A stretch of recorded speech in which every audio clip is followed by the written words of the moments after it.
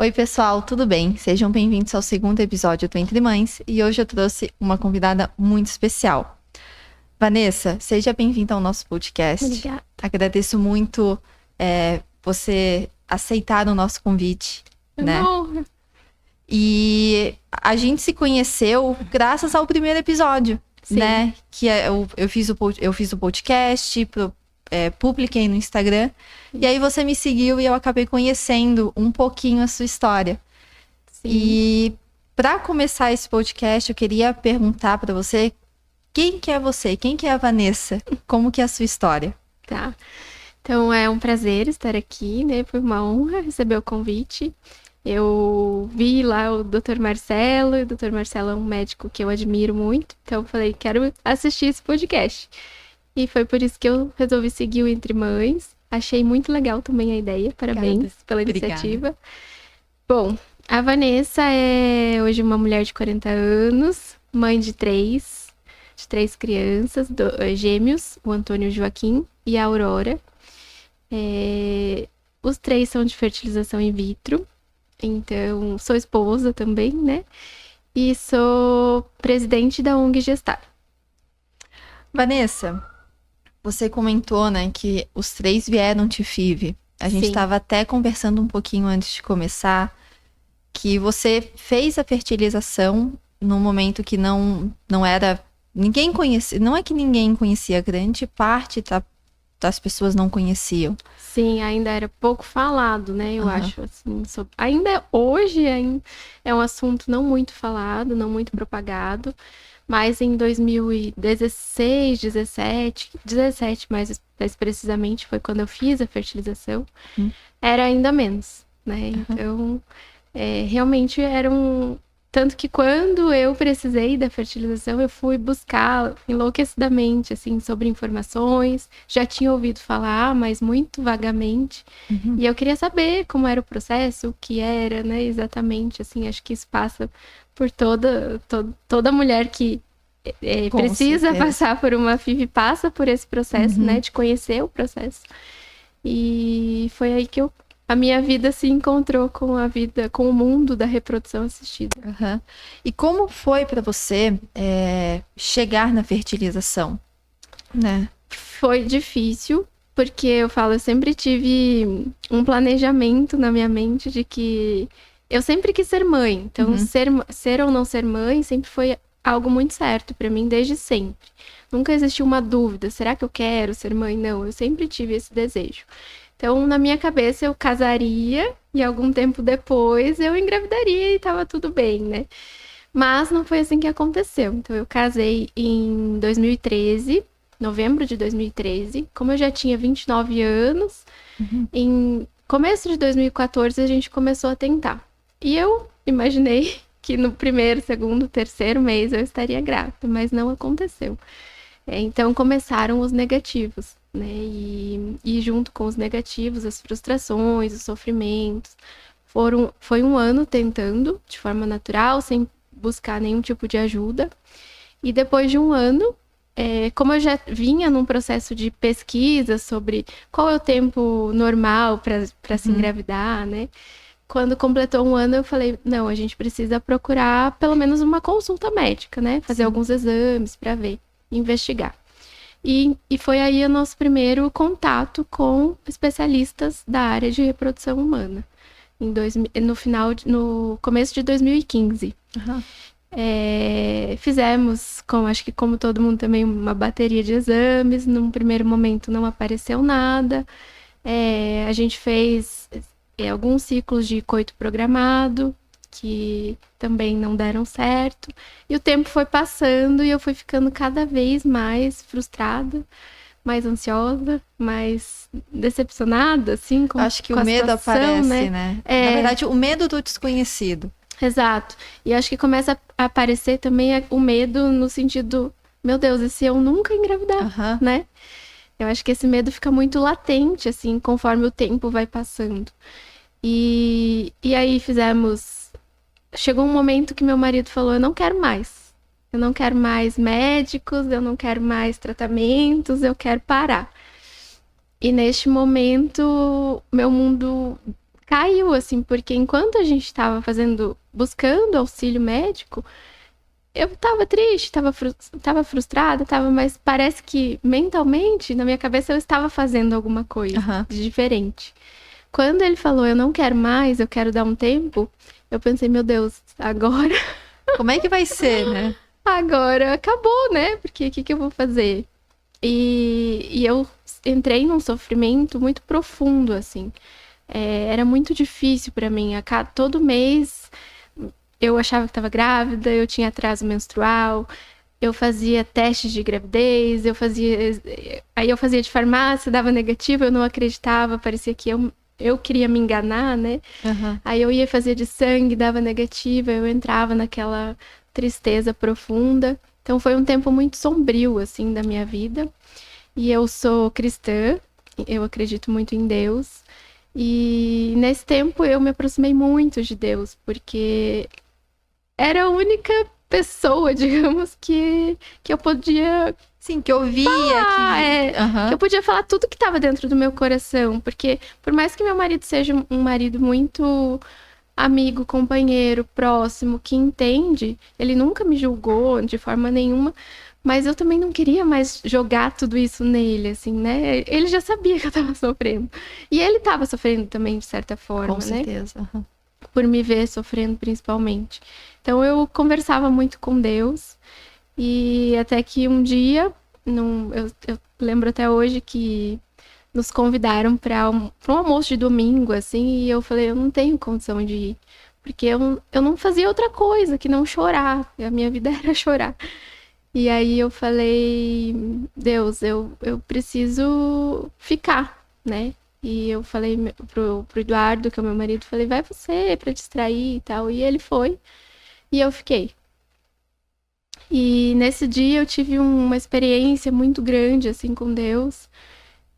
Onde eu ouvi claramente Deus falando pra mim que os meus filhos viriam através da fertilização in vitro. Porque isso teria um propósito. E naquele momento, ao mesmo tempo que me deu um conforto, um consolo, me deu um desespero. Porque eu falei, o Eduardo não quer mais fazer tratamento.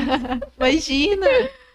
E como é que eu vou fazer agora, né? Falei, bom, tudo bem.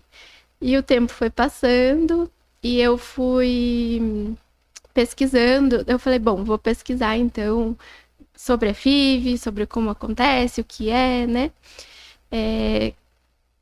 Conversei mais algumas vezes com ele, conversei muito, orei muito para Deus, para que Deus o convencesse, né? E aí a gente tinha um casal muito próximo que também estava passando por esse mesmo momento, digamos, de tentar engravidar. E esse casal falou, a gente foi num médico que a gente gostou muito, né? Você não quer fazer uma segunda consulta? Porque o Eduardo tinha ficado um pouco traumatizado com a primeira clínica que a gente foi.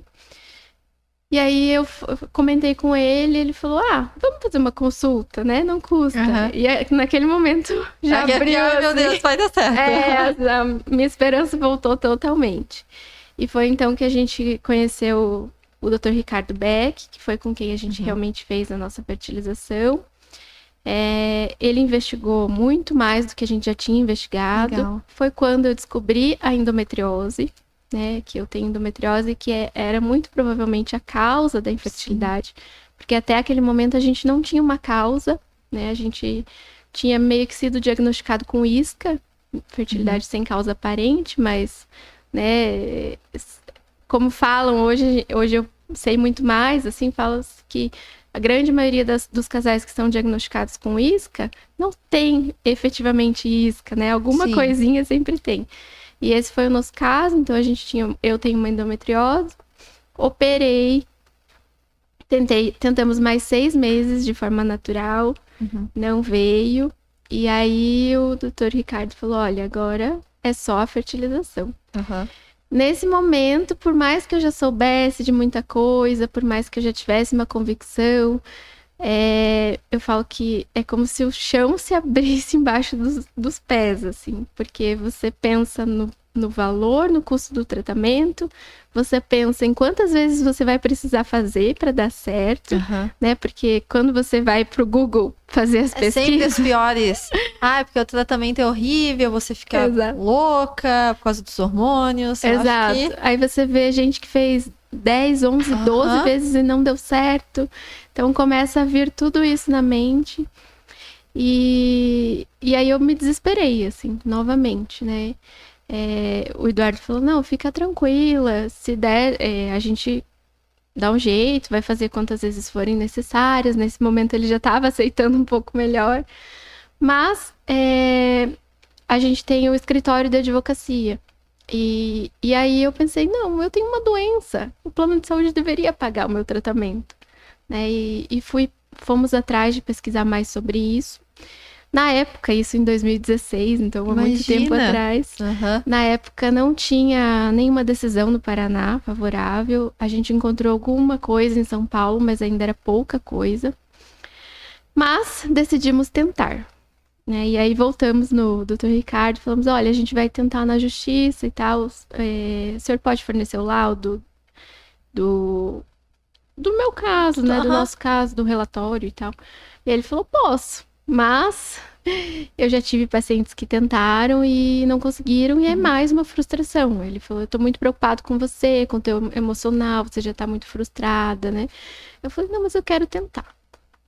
Tentamos, e a nossa foi a primeira decisão do Paraná favorável. Que legal! O plano de saúde pagou a nossa fertilização, né? Depois até o Dr. Ricardo ficou falando para todo mundo que a gente tinha conseguido, porque realmente não tinha na época, né? E em 2017 fizemos a FIV, eu lembro até hoje, eu comecei com a estimulação no dia 30 de abril de 2017. No dia 10 de maio eu fiz a coleta dos óvulos. E tive 8 óvulos, 5 só maduros, os 5 fertilizaram, transferi 2 em D3, que são os gêmeos. O Antônio e o Joaquim, tive um positivo de primeira, então aquele meu medo lá de trás não se concretizou.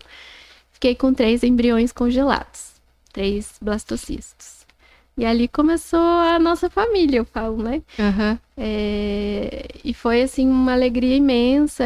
Mas desde o momento em que a gente começou o tratamento, nós dois como casal, assim, a gente tinha muita certeza de que daria certo de primeira. Sim, a gente também. Até eu lembro que no dia anterior à transferência, a gente se olhou e falou, calma, a gente precisa ter, né, a possibilidade de não dar certo. Porque a gente sabe que pode acontecer. Com certeza. Né? Era um medo, querendo ou não, por mais que a gente não vai dar certo, mas tem uma vozinha lá no final. Lá... E a gente, na verdade, veio um medo, assim, porque a gente tinha uma certeza tão grande. Sabe quando fala que o tombo é muito grande? O nosso medo era esse, de tamanha certeza, de repente dar negativo, nosso tombo ia ser muito grande, a gente ia ficar muito mal, né? Mas não aconteceu, graças a Deus. Os meninos vieram e são saudáveis e lindos. Eles são muito lindos. Eu vi já as fotinhos dos 3. E é muito engraçado, né? Eu não sei se você passou por isso também, pós a transferência, quando o doutor Sequinel, ele transferiu os óvulos, e os embriões, na verdade. E eu fui para aquela salinha que a gente tem que ficar deitado um pouquinho. Eu olhei, eu tinha certeza absoluta quando eu vi aquela fotinho, sabe? Dos embriõezinhos dentro do útero. Eu tinha certeza absoluta que ia vir o meu Joaquim. Eu não sei como, mas assim, eu olhei pro meu marido e eu falei, vai vir um menino. Sabe? Olha, eu pensei assim, gente, vem um menino. E tudo isso foi se concretizando, foi se confirmando. Tanto que quando a gente descobriu o sexo, até meu marido a gente descobriu nós dois juntos. E depois a gente fez uma festinha só dos familiares pra falar se era menino ou menina. Uma revelação, mas vocês já sabiam. A gente já sabia. Quando a gente abriu o exame de sangue e a gente confirmou mesmo que era um menino, eu olhei pra ele e falei, eu sabia. Já sabia. Não foi uma surpresa pra mim. Sim. Sabe, isso é tão incrível, tanto pra você que foi pra fertilização, já tendo essa certeza, é algo assim... Quando se concretiza, a gente fica nas nuvens, né? Sim, eu falo, parece Até hoje, quando eu falo, eu lembro parece que da minha sensação emocional, assim. Do que eu senti na hora, no momento, né? Parece que realmente que você tá flutuando nas nuvens mesmo. Imagina, eu até fiquei curiosa com relação ao processo, né? Que, imagina, foi o primeiro, é algo extremamente difícil. Eu também sou advogada, então, quando você falou isso, eu falei, gente, é uma esperança, né? A gente...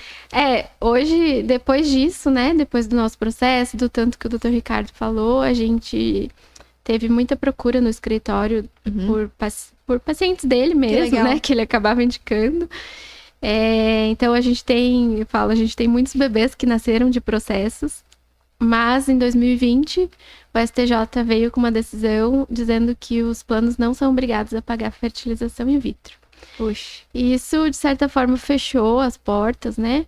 Claro que logo o embasamento da decisão era em outra decisão que eles tinham tido recentemente, na época, sobre o rol da ONS, né? Sobre a taxatividade do rol. Hoje a gente tem uma lei que veio posterior, falando que o rol não é taxativo, mas exemplificativo, que se o tratamento tem comprovação científica, né, entre outros requisitos, deve sim ser coberto. Mas, infelizmente, na justiça hoje, fertilização in vitro está praticamente impossível de se conseguir. O que tem aberto é preservação da fertilidade para pacientes oncológicos, pacientes que vão passar por quimioterapia, né? E que vão ter uma perda significativa, ou a grande maioria acaba se tornando infértil pós-químio. Então, a justiça tem entendido, sim, que os planos de saúde são obrigados a cobrir o congelamento de óvulos, ou de sêmen também, né? E também a gente já tem no escritório até algumas decisões em extensão a esse entendimento para os pacientes oncológicos, para pacientes que têm endometriose, portadoras de endometriose. Legal. E que vão passar por cirurgias que possam trazer também, afetar os ovários. Possam trazer a mesma consequência dos pacientes oncológicos, que é a infertilidade, né? Sim. Porque dependendo de onde tem focos de endometriose, na cirurgia pode ser que você perca ou parte do ovário ou o ovário todo. E aí a paciente acaba ficando infértil. Então, em muitos casos, os médicos acabam mesmo indicando um congelamento prévio à cirurgia para evitar, né, a infertilidade, que a paciente se torne infértil pós-cirurgia. Entendi. E, Vanessa, já aproveitando esse assunto, né, fertilização, os processos que infelizmente a gente não pode recorrer mais, eu queria que você contasse um pouquinho da criação da ONG Gestada, que eu acho que é a possibilidade e a porta de entrada para muitos casais que não têm condições de fazer uma fertilização, que infelizmente o plano não cobre, tem o SUS, mas dificilmente, né, pode cobrir. Então, lembra quando eu falei que Deus falou que existia um propósito? Quando eu ainda estava no processo de FIV, de fazer mesmo o tratamento, eu comecei a perceber essas coisas, de que plano de saúde, comecei a pesquisar, né, as decisões, plano de saúde praticamente não tinha cobertura, mesmo na justiça, as decisões eram muito escassas. Pelo SUS não existe até hoje. A gente tem 9 centros no Brasil que oferecem gratuitos, alguns parcialmente, outros integralmente gratuitos, mas nenhum não se pode dizer que existe pelo SUS, porque não existe sequer código para infertilidade na tabela SUS. Meu Deus. Então, a partir disso, eles não têm condição de destinar verba SUS para tratamento de uma doença que não tem código dentro da tabela. Então, essa é uma das lutas da ONG, que eu vou falar um pouquinho mais pra frente. Mas eu comecei a perceber toda essa dificuldade, principalmente financeira, da grande maioria dos casais, né? E eu tive a ideia e a vontade de fundar uma ONG. Mas, naquela época, você também passou por um tratamento, você sabe que é pesado, né? É pesado, é difícil. Assim, são muitas injeções, realmente mexe com a questão hormonal, a gente quase não consegue pensar em muitas outras coisas, né? Meio que você destina toda a sua energia para aquele tratamento. Então, naquele momento, ficou em parado, em stand-by, esse sonho, essa vontade. Eu engravidei de gêmeos, e aí ficou também mais um pouquinho em stand-by. E aí veio a pandemia em 2020. E eu falo que a pandemia trouxe, sim, coisas boas, né? Uma delas foi que nos parou e fez com que a gente tivesse um pouco mais de tempo até para tirar sonhos que estavam engavetados do papel. E foi quando realmente a Gestar nasceu. Então, a Gestar nasceu em setembro, vai fazer agora 4 anos, em setembro de 2020. Tirei do papel. O objetivo da Gestar é tornar os tratamentos de reprodução assistida mais acessíveis no Brasil. Legal. Então, a gente faz essa orientação para quem pode e quer, né, tentar fazer dentro desses centros que oferecem de forma gratuita. A gente dá essa orientação jurídica, né, para as pessoas que, porventura, querem buscar algo na justiça. E a gente tem o terceiro braço, que é em parceria com as clínicas privadas. Entendi. O meu maior sonho com a criação da Gestar sempre foi que a Gestar pudesse doar tratamentos. E levou um tempo para que isso acontecesse. Eu falo, é normal, eu acho, né? Porque as pessoas precisavam me conhecer a Gestar, o trabalho, ver se realmente era algo sério, né? Para que pudessem confiar. Então, em 2022, a gente conseguiu tirar do papel o projeto, a campanha Sonho da Minha Vida. E, inclusive, o primeiro parceiro foi o Dr. Marcelo, foi o Embrio. E a campanha Sonho da Minha Vida doa tratamentos para casais, né, que não têm condição de pagar. Então, em 2022, a gente... Como que funciona a campanha, né? O Sonho da Minha Vida. A gente, em parceria com clínicas privadas, as clínicas doam o tratamento para a ONG. E a ONG faz a escolha, digamos assim, do casal, né? Que vai receber esse presente. Inclusive, essa campanha que já está no Instagram, né? Que a gente vê ela já no Instagram da ONG Gestar, já tem, né? Algumas histórias, e aí no final você vota na que... porque aí, assim, quando eu pensei no formato da campanha, eu falei, eu não quero que isso fique exclusivamente, a escolha seja exclusivamente da equipe Gestar. Né? Então, a gente chegou num formato de campanha onde os casais mandam suas histórias. Essa é a primeira parte. A segunda parte, a gente faz, claro, uma seleção interna ali com a equipe Gestar. A gente seleciona algumas histórias dentro daquele todo o bolo de inscritos. E aí, essas selecionadas vão para a votação popular. Então, a população faz parte também do projeto, né? E o motivo de ser dessa forma são 2. O primeiro é esse, para que não fique exclusivamente, para que seja uma escolha mais transparente, né? Porque eu acho que se a gente ficasse só dentro da Gestar, poderia ter, mas será que eles escolhem pessoas conhecidas? Com certeza. Será que eles escolhem quem eles querem? E eu não queria que tivesse essa dúvida em cima da campanha. Então, eu trouxe essa votação popular. E o outro motivo é incentivar as pessoas a falarem sobre a doença infertilidade. Porque pouco se fala, muita vergonha se tem, né? E não é motivo para vergonha, é uma doença. Com certeza. Como qualquer outra, né? Então, eu acho que quanto mais a gente fala, mais a gente vai ter apoio até político, mais a gente vai ter programas. Quanto menos a gente fala, quanto mais a gente se esconde, mais fica o problema mais debaixo do tapete, né? Então, hoje, se for levar em conta que 6% da população mundial sofre de infertilidade, não sei se é 6 ou 15 agora, fiquei confusa. Depois a gente pesquisa e eu coloco aqui, né? Tem como fazer? Eu acho que são 15%. Segundo a OMS, me deu um branco agora. Então, é uma grande parte da população, né? E fora as pessoas que não falam. E fora as pessoas que não falam. Com certeza. Então, um dos objetivos é esse, incentivar os casais a falarem, encontrarem acolhimento, né? Porque os relatos que a gente tem dos casais que participam da campanha são muito positivos. São relatos assim, nossa, eu encontrei pessoas que eu sequer imaginava que iam me dar apoio, vieram me dar apoio, né? E eu não falava sobre isso. Muitas vezes os casais não falam sequer para a família, né? Então, acaba que o casal sofre sozinho. E isso traz um peso muito grande. A gente tem um índice muito grande até de divórcio, de casais que passam pela infertilidade. Porque realmente é pesado para se passar sozinho, né? Então, esses foram os objetivos da campanha ser dessa forma.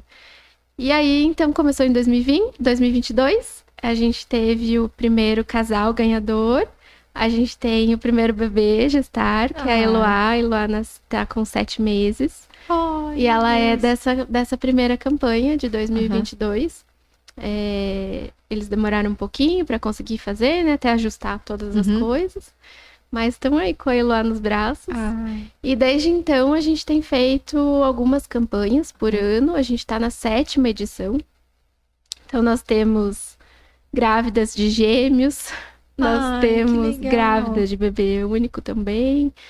E a gente tem algumas em ciclo, né? Que estão fazendo a fertilização. E estamos com essa campanha no meio aí, que foi onde você viu a votação que está acontecendo, né? Eu acho muito difícil, porque eu volto, daí eu penso, ai meu Deus, são tantas histórias incríveis, né? São tantas pessoas que merecem. Sim. Né, que eu até... É difícil escolher, né? Eu acho que tem que divulgar para sempre mais casais participarem, mais pessoas terem a possibilidade de ganhar. Sim. Eu acho essa visibilidade do projeto, eu acho que vai ser maravilhoso, assim, né? Sim.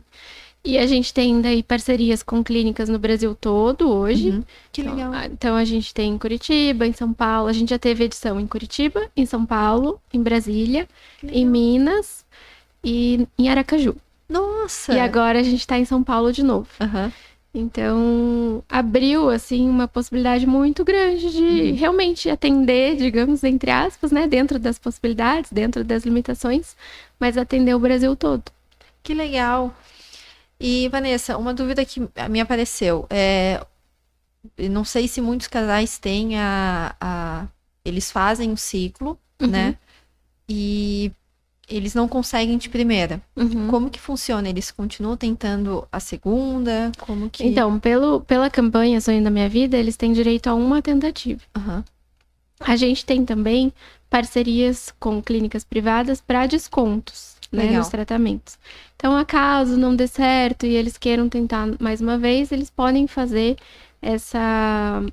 escolher, né, ter essa opção de fazer com desconto. Mas também, acaso queiram se inscrever novamente na campanha, pode. A gente não tem uma restrição assim de, você já fez uma vez, você não pode mais fazer. Você pode se inscrever de novo, vai passar novamente por todo o processo, né, de escolha, mas não tem restrição. E como que uma família consegue, como que o casal consegue fazer parte da campanha? Assim, tem algum, como posso falar? Requisito? Um requisito? O nosso principal requisito é financeiro, né? Para tentar atender casais que realmente tenham muita dificuldade de pagar o tratamento no valor normal. Então, o nosso requisito financeiro é de 8 salários mínimos para o casal. Não é um valor tão baixo, mas porque a gente entende que, às vezes, o casal em ciclo, ele precisa fazer alguns exames, né? E vai precisar... Porque o que a gente geralmente doa é honorários médicos e laboratoriais.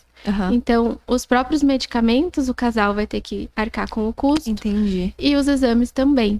Então, é por isso que a gente deixou... em conversa até com as próprias clínicas, com os médicos, com o pessoal da Gestar, a gente achou que 8 salários mínimos como limite seria um valor razoável. Com certeza. E como que a gente, de fora, né, da ONG, a gente pode ajudar? Quem gostaria de ajudar a ONG pode entrar em contato também. A gente recebe também doações de sobras de medicação, de tratamentos, que daí a gente consegue fazer a ponte com pessoas que estão em tratamento e de repente estão com dificuldade de pagar os medicamentos, né? Então a gente consegue isso. A gente recebe também doações financeiras, né? E as clínicas que queiram ajudar podem fazer parte tanto do programa Sonho da Minha Vida, doando um tratamento ao ano para a ONG, ou podem fazer parte desse programa de parcerias para descontos, né? E também dessa forma conseguem ajudar bastante. A gente conseguiu atender muitos casais dentro só da questão dos descontos. Porque tem casal que consegue pagar 20, mas não consegue pagar 30. Com né? certeza. E aí um desconto já ajuda. Legal. E, Vanessa, eu vi que você falou das clínicas privadas, né? Aham. E das outras clínicas. O que seriam essas outras clínicas? Os serviços que existem gratuitos. Isso. Então, são serviços que a população fala que são SUS, né? Mas não Aham. são efetivamente SUS, por quê? Por exemplo, no Paraná a gente não tem nada. A gente não tem nenhum serviço gratuito. Aham. Se nós que moramos aqui no Paraná, nós quisermos fazer tratamento em São Paulo, por exemplo, que existe 3 serviços gratuitos, nós não podemos, porque eles só atendem residentes do estado de São Paulo. Então é por isso que não é pelo SUS, porque é Entendi. diferente, né? Diferentemente, por exemplo, se a gente está em viagem em São Paulo e sofre um acidente, nós seremos atendidos pelo SUS. Uhum. Em qualquer lugar do Brasil. Com certeza. Isso não acontece dentro da reprodução, porque os serviços não são pelo SUS. Eles são, em sua maioria, parcerias entre hospitais, escolas, e estado e município. E é por isso que Entendi. acaba ficando só restrito ao atendimento da população daquele estado ou daquele município. Ah, entendi, Vanessa. Vanessa, eu quero saber um pouquinho mais, porque você realizou 2 fertilizações. Uma dos gêmeos. Uma só. a Aurora? A Aurora é um embrião congelado Desculpa. da fertilização Aham. dos gêmeos. E como que foi pra você ter a Aurora?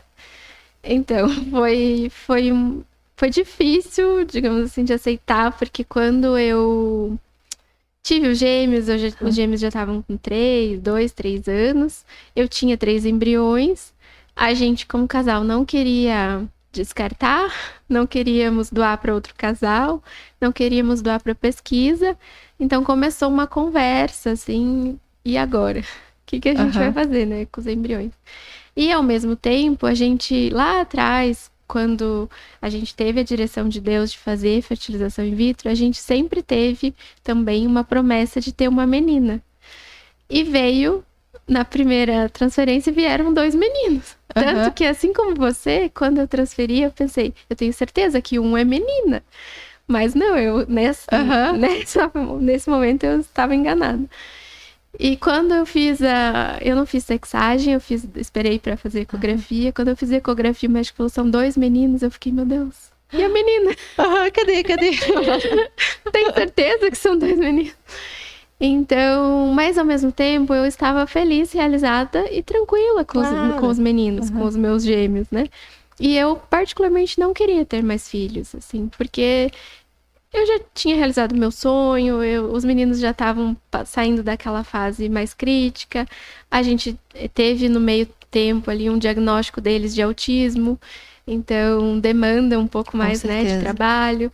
Então a gente estava tranquilo, assim, mas aí a gente pensava muito nisso, e a promessa da menina, né? E foi então que a gente decidiu, em um momento de quase loucura, transferir os 3 embriões congelados. E meu médico não deixou que eu transferisse os 3 de uma vez, porque ele ficou preocupado que viessem os 3. Os 3? Meu Deus do céu. Né? E ele falou, não dá. Então eu fiz uma transferência em novembro de 2020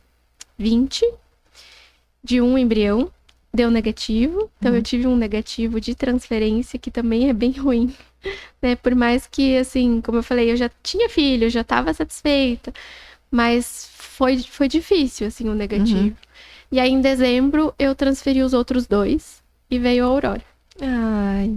E agora não tem mais embrião. Acabou todos.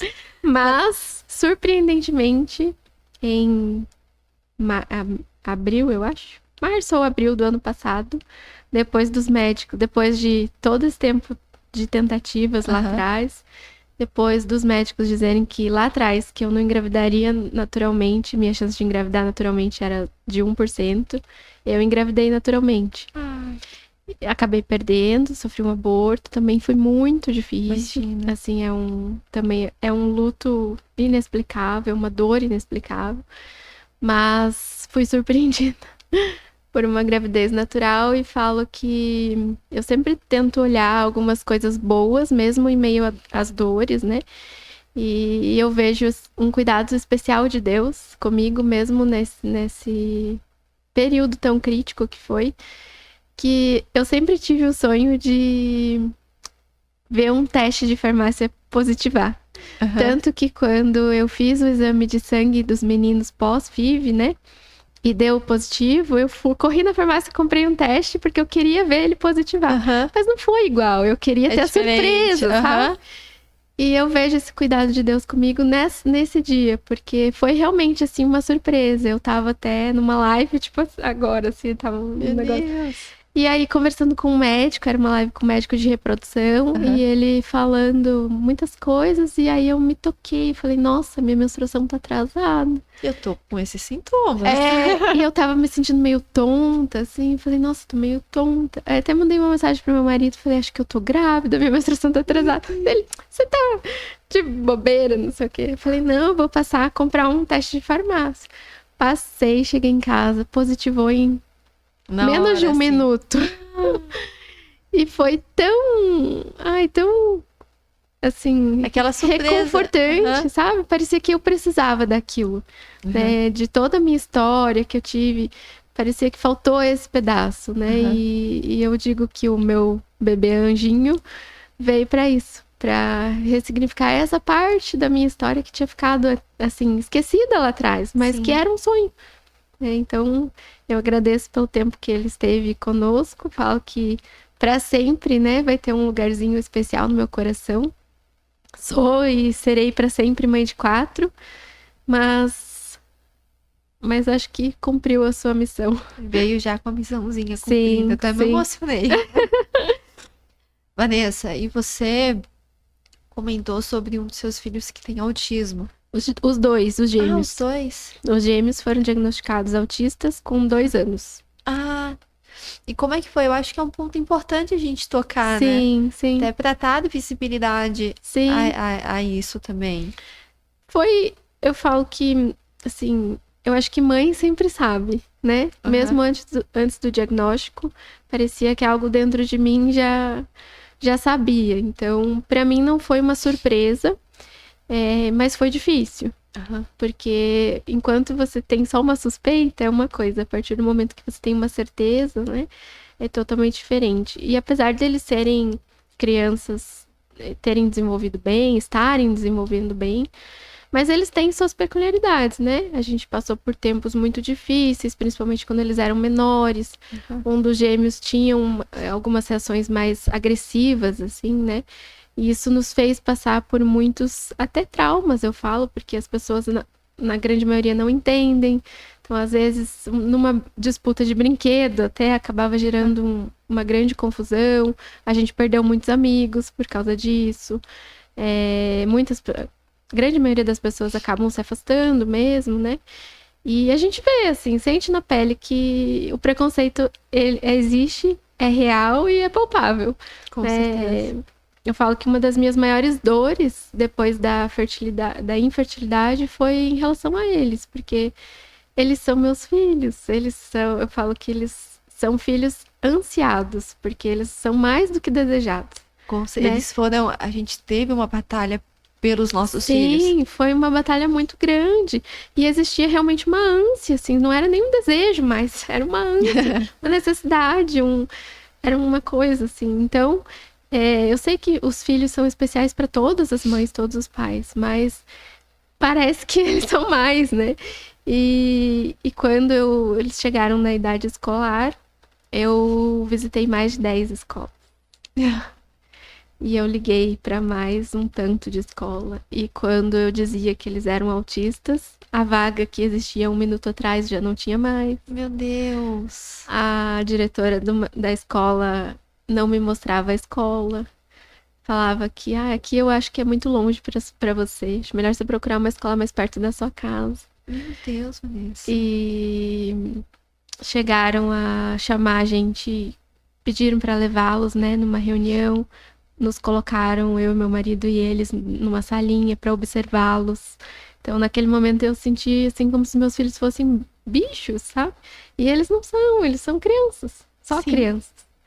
Então, foi um tempo muito difícil também. Graças a Deus, a gente encontrou uma escola acolhedora. Até vou falar para quem é pai e mãe atípico e tá passando por essa dificuldade. Positivo foi a melhor escola que a gente encontrou. E eu confesso que eu tinha um preconceito em relação ao Positivo, porque pra mim sempre foi uma escola muito grande. Com certeza. Né? É um grupo, é uma escola enorme. Eu tinha a sensação de que lá eles seriam mais um número, né? Só mais uma criança. E não. Assim, eu com todo o orgulho do mundo, eu quebrei a cara nesse meu preconceito, porque desde o primeiro momento eles foram super bem atendidos. A gente nunca teve que brigar com a escola por nada. Desde sempre eles têm tutor. Então, eles, assim, todo mundo conhece eles lá dentro, todo mundo sabe o nome deles, e não é só deles, de todas as crianças que lá estudam. Então, a gente é muito feliz com o Positivo, e se alguém, né, escutar por algum motivo e estiver passando por essa dificuldade que a gente passou, eu indico, porque não é fácil, assim, eu acho que foi a fase mais difícil, foi essa escolar mesmo. Eu acho que até essa dúvida, mudando um pouquinho da Positivo, eu também tenho com o meu filho. Eu acho que a gente tem esse preconceito com a escola. Exato. Eu já fui aluna Positivo, mas não fui dessa época. Eu fui ensino médio, tudo. E realmente é uma escola muito grande. Sim. E que eu não sabia desses detalhes na educação infantil. Sim. E com certeza eu já vou colocar o nomezinho dela na lista. Coloca, faz uma visita. Com certeza. E assim, Vanessa, eu agradeço muito, né, você ter exposto, você ter contado essas dificuldades que você teve. Imagina. E que você infelizmente, ainda tem, né, com os meninos, que a gente sabe que isso infelizmente, não acaba. Não. Né? Mas eu acho que se a gente contar um pouquinho mais, expor um pouquinho, né, no nosso dia a dia, vai diminuindo. Eu acho que muito dos preconceitos, no geral, né, vem da falta de informação, né? A própria FIV. Tem muita gente que tem preconceito em relação à FIV, porque não conhece. Não sabe o que é, fala, mas bebê de laboratório. É verdade. E não é bem assim. Então, em relação ao autismo, acontece isso também. Muitos têm preconceito porque não se conhece. É o desconhecido, né? Mas não que justifique. Sim. Mas se entende até, de certa forma. Com certeza. Vanessa, depois dessa conversa maravilhosa que a gente teve, que eu aprendi muito. Eu acho que a cada podcast que eu tô fazendo, eu tô enchendo mais a caixinha de conhecimento. Eu queria pedir para você dar um regadinho para as pessoas que estão assistindo. De tudo que você viveu, que você tá vivendo, pra você dar um regadinho para eles. Bom, eu acho que como a gente começou, nosso principal assunto era a fertilização, né? E a ONG, eu queria deixar uma mensagem de esperança para os casais tentantes, para quem tá iniciando essa jornada, para quem tá cheio de medo, como a gente falou, né? Existe uma luz no fim do túnel.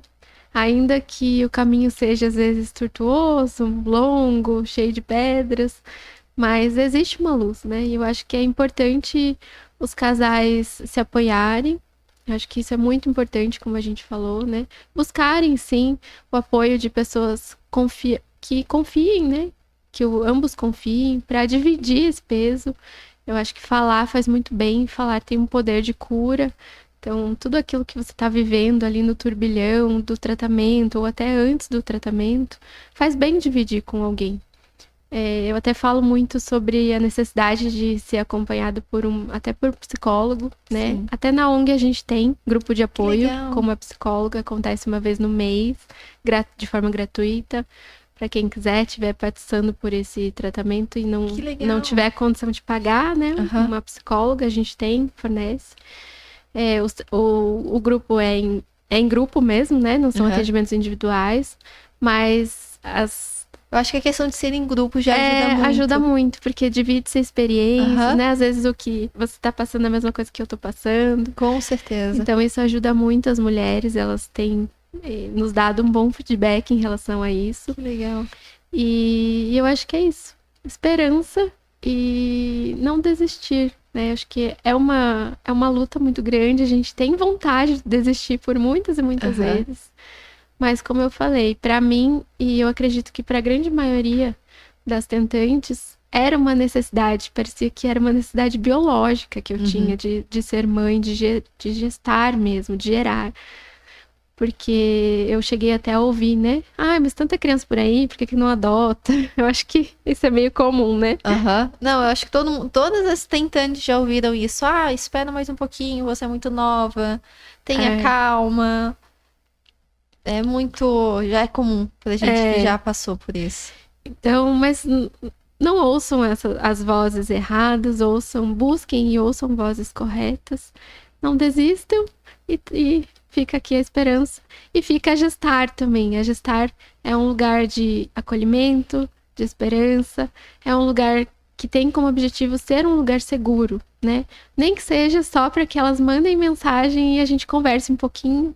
Às vezes só essa conversa ali já ajuda muita coisa. Com certeza. Vanessa, muito obrigada por essa conversa. Imagina. Foi um prazer. Foi um prazer enorme, né? E muito obrigada a vocês que estão ouvindo a gente. E você que chegou até aqui, compartilhe, curta para que a gente possa fazer conteúdos ainda melhores para vocês. E é isso, pessoal. Até o próximo vídeo. Beijo, beijo.